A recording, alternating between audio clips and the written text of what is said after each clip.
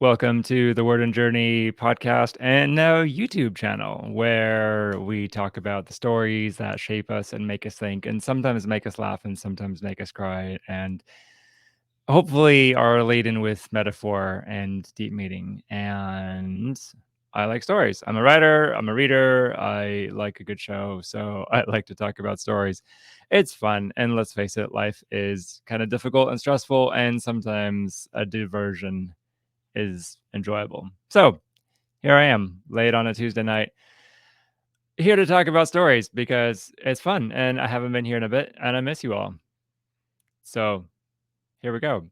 What has Moses been reading lately? So many things. So there's a lot of I've taken in quite a bit of good literature, and I'm going to spread it out because I might also not be able to read for a little while. Background in the real world in my personal life. So I am doing some work transition stuff, which is part of why I haven't been here as much. My day job as a counselor is going well. So I thought don't have enough to do. I'm going to start a group practice. So that's part of why I haven't been here as often. And also in the question of like, hey, how's your writing going? It's a little bit of a painful story. It's going, it's definitely going, but slow because adulting. But it's good. It's worthwhile, purposeful work. But anyway, still stories because there's always time for good stories. So one of the stories I've been taking in is The Wheel of Time. As the listener, well, if you're familiar with the podcast, if you've started there on the podcast, there were a couple episodes where we covered The Wheel of Time, and the gimmick at the time was the Amazon Prime show had just come out, and I had never read the books. I'd heard about them all for forever and never quite gotten around to them. I think I read like 2 chapters of book 1, and then life got in the way. No, a travesty. But, so I watched the show, having no exposure to the world, and my co-hosts, Matt Renzi and Aaron Esparza, well, Matt had read the books, Aaron had read the books and played the game, and so we were comparing, contrasting our different experiences of the series, and I think we concluded in the end the series was a decent movie series, not a of course, not a very true representation of the world, and quite lacking in a way, missing quite a bit of element. And I came away from the season one experience kind of jealous of Matt and Aaron, and they had read the books, and they just sounded like such a wonderful world to read. So I decided to pick up the books because I would like to watch season 2 and cover that as well. But this time I decided I'd like to actually have read the books this time. So I'm cheating and audiobooking The Great Hunt, book 2. So that's what I'm ranting on a little bit tonight. So there's spoilers in this one. So if you haven't read the book or seen the show, this is a spoiler. This is a spoiler show because we're discussing little bits of it. And also, this I'm doing this late at night and not quite at my full capacity, so it's not going to be a very long discussion. I'm hoping to do this in little bits, but I thought I'd like to get back in the habit of coming back and talking about stories and hopefully getting people to think about things. So we'll talk about it a little bit. So, uh, in starting book 2, this was one of those ones where I almost didn't make it past the prologue, and this might be I think it's a little bit of stylistic voice preferences. I really like the books that are written from a first person perspective, first person present tense, first person past tense. There's a little bit of a closer connection between the character and the reader, and the author kind of gets to disappear behind the character and the reader gets invited very much into it. I like that kind of story. I like to read that. I like to write that. We Love Time is definitely not that. It's very third person. I think the technical term is close third person. It's not omniscient. He does do different perspectives from different people, but not head hopping as in Frank Herbert's Dune. So it's easier to follow that way. Anyway, so there it just I confess my initial intake, my initial impression was, this is kind of tropey because it's like all of this high fantasy, really like epic dramatic language. And then I had to remember, well, this is also Robert Jordan, and this was also written kind of before a lot of other things became tropes. So he's actually closer to the original. Not as original as Tolkien, of course, but uh, you know, he's he's copying fewer people. He's more original. Authors nowadays could be more easily accused of choping because there's just so much more to copy. So we have to be a bit more careful. All that to say, I almost didn't make it past the prologue. However, I did, and yeah, I've gotten caught up in the world. um, it's the characters, I think, and the world itself is really interesting. The scope is grand. The layers and layers of history are really wonderful. The different peoples and the different races are really wonderful. What I'm most drawn to are the characters, and what I'm most drawn to are the characters that have deep inner conflicts. And so there does tend to be a range of this in a story like this. So um I think I'm most drawn in this case to the characters of Rand and the characters of Perrin. Um, excuse me. Uh, so Perrin, he is. Well, I don't know the fullness of where he ends up in his arc, but he can commune with the wolves, and he has the yellow eyes, and there's something different about him. And his relationship to that is that it's a scary thing at first, and he seems to be kind of growing into it, but um it seems to be this archetype of there's the monster within, and what do we do with it? And I just find that really interesting. It's a sense of I have to wrestle with myself, and I have to figure out what this thing is in myself. I'm not as I seem. There's deep worlds within me, and I have to be careful with it, or something might get out of control. And in a very similar way, and a little bit more pronounced, following the character of Rand, he's the central character, so it makes sense we're with him a lot more. But yeah, I'm very taken by the relationship he has with the One Power. In internal book jargon, he can access like the void, which I guess that was explained more in book one, but it sounds like, from what I gather in book two, it was taught to him as sort of like a meditation mindfulness technique, and he can retreat into this internal void for strength, for calm, for clarity. But also when he goes in there, he can access Saidin, which I guess is like the male half of the One Power. And as those familiar with the world know, men are not supposed to channel, because if they do, they go mad. Apparently, women can channel it more safely, although not at as high of intensities. So then but Rand, he can channel because spoiler, he's the dragon, and that's a problem. I guess it's going to be a problem. I guess we'll see. But anyway, um, I'm reading his character as an addictions counselor, and also in recovery myself. And so watching his inner dialogue, watching how he is afraid of this thing, doesn't want to access it, he doesn't want to be different or special or have any aspirations, but he's compelled.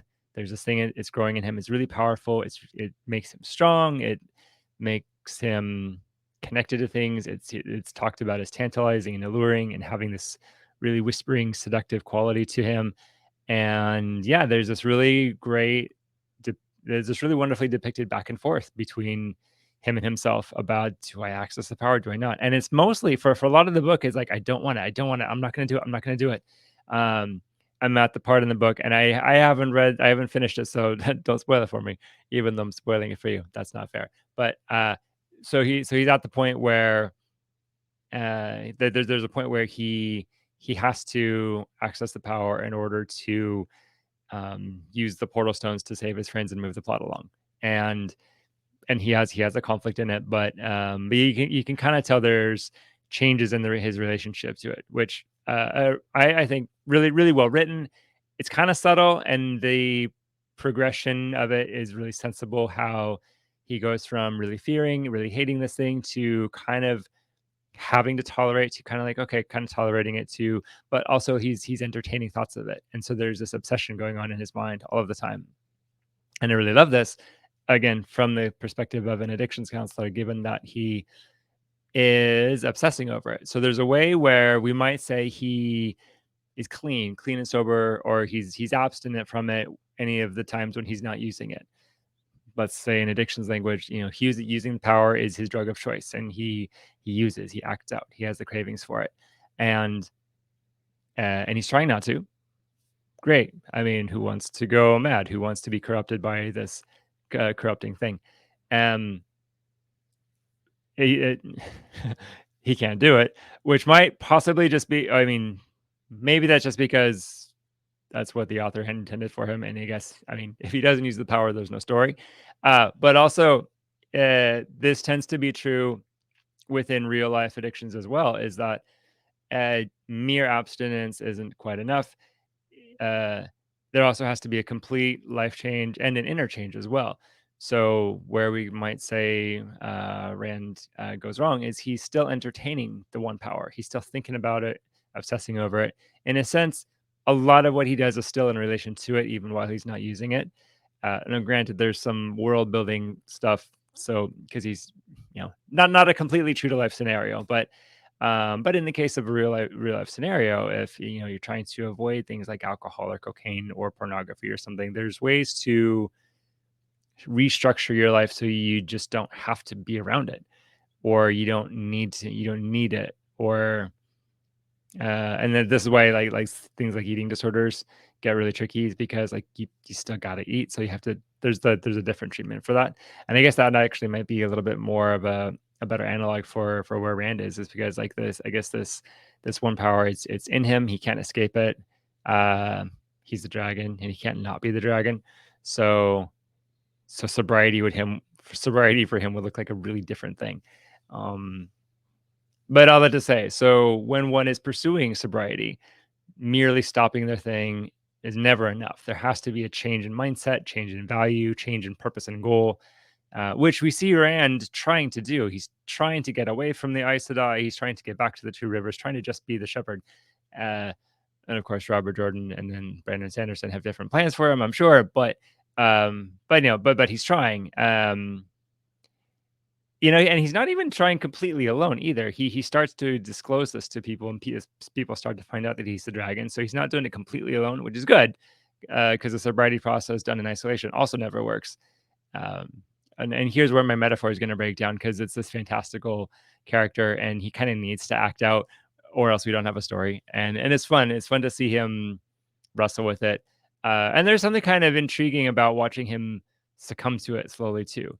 There's a cautionary element to it of like, oh wow, like here's this hero who's entertaining this darkness. What's going to happen? And if you're really honest thinking about that, you're like, well, I mean, would I be any better? I mean, faced with the one power, would I resist it with half as much strength, or would I just embrace it? We can credit him for he's trying. He's trying to be good, trying to be more than he is, trying to be more than the darkness within him. And uh, you know, again, I haven't gotten past book 2, so I don't know where this is going to go.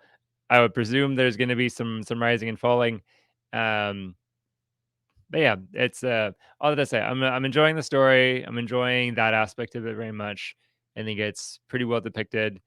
And not it's not this book isn't written in the style that I tend to write in myself, uh, but it is written very skillfully from what I can tell. And again, given that it's a little bit older, some of the tropey elements can be forgiven, I think, because they're actually a little bit more original because of when they were written. So I think it's very good in that sense.